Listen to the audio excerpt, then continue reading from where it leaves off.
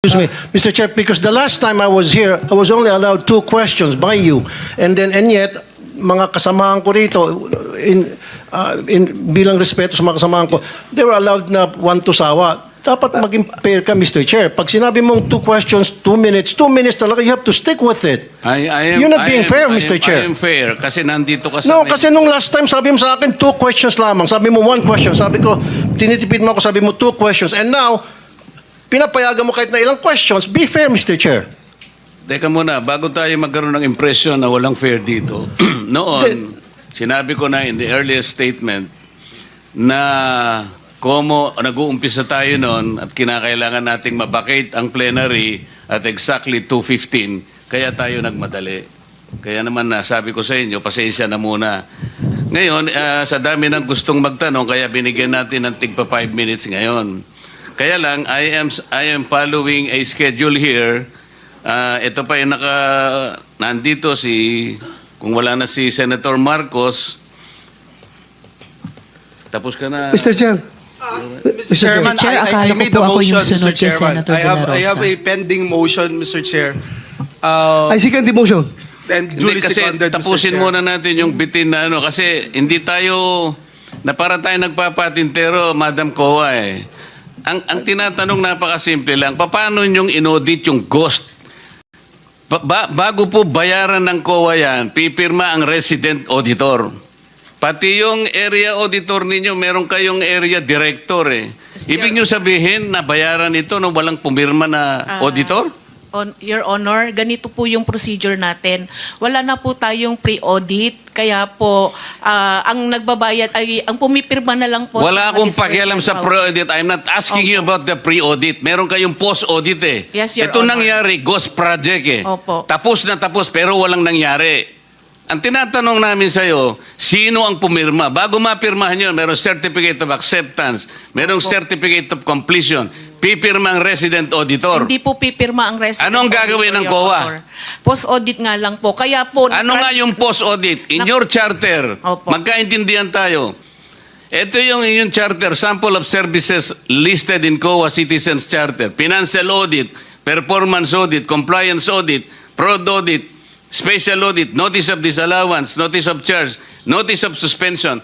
Among these, alin ang akma doon sa performance ng contract? Opo. Nasaan kayo? Papasok po siya sa compliance, sir. Sus Mariosep, Opo. wala nga compliance eh. Ganito po, Your Honor, marami pong observation ng mga auditors natin pagdating po sa compliance nila sa procurement. Sinong mag-a-avail ng compliance? Hindi Sino pa- yung auditee? DPWH po sa case po natin ngayon, Your Honor. So anong nangyari? Marami pong observation ng mga auditors natin, sir, pagdating po sa compliance nila ng 9180. Kapag ba ang chairman mismo pumunta rito, he can present better questions than you, answers than you? Pareho lang din po yung isasagot, Your Honor. Kasi ganun Pareho po ang yung proseso isasagot. natin. Opo. O, sandali lang. Let us follow the... Mr. Chair.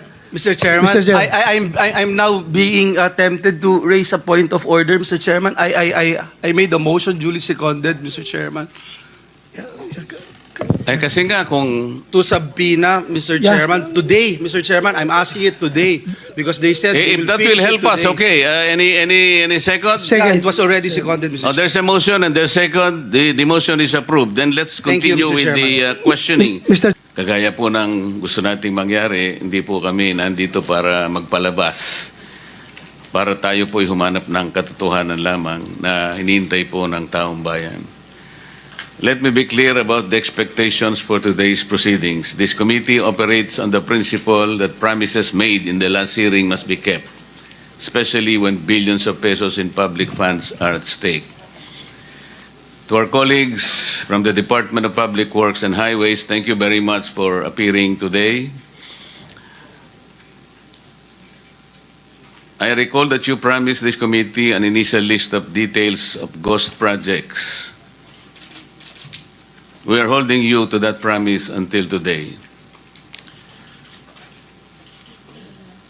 Ang nangyari po kasi, ang ipinadala lamang initially rito ay 2 ghost projects. That was not the intention. That was not the commitment made during the last hearing. That is why I have to text Secretary Bonoan and remind him that sa tanong ni Senator Jinggoy na marami naman talaga and you replied in the affirmative. So sabi ko, meron po kasi kaming information that a certain DE already confessed to you that the amount of 7.3 billion was used for ghost projects. 7.3 billion pesos. So on the assumption that each project will cost 100 million each, easily, ang ghost projects po ay nasa vicinity of something like 70 ghost projects. Ang nangyari po, ang pinadala nyo ay dalawa lang. Pagkatapos, upon my insistence, nagpadala po kayo ng isang document na hindi ko po masyadong ma-figure out, pero parang nag-i-indicate doon, you were saying that there are 17 or 15 projects na walang structure. Hindi ko po alam kung ang ibig sabihin nun, ghost projects. Pero malayo pa rin po doon sa estimates na inaasahan po ng committee. So, ang ginawa po namin, we utilize the data coming from the President's website. At doon po ay malinaw po na there are about 60 indicative of ghost projects. At ang iba po naman ay nakonfirma doon po sa report ni Senator Ping nung siya po ay nag-deliver ng privilege speech. Kaya sa listahan po namin ay dapat po mga 60 ghost projects sana ang ating pag-uusapan ngayon. Na sa ngayon po ay nakakalat sa maraming panig ng ating bansa.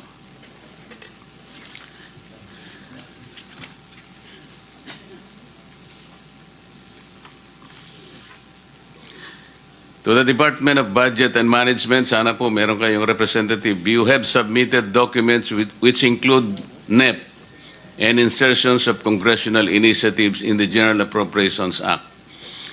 Pero ang kailangan po nating malaman, sino po ang naglagay ng mga insertions na ito at saang lugar ang sakop ng mga proyektong ito. The Filipino people deserve to know who orchestrated these budgetary insertions that may have facilitated the concentration of contracts. Hindi po namin nilalahat pero marami dito ang insertions na maanomalya. Mamaya po ay isa-hisahin po natin yung difference po ng NEP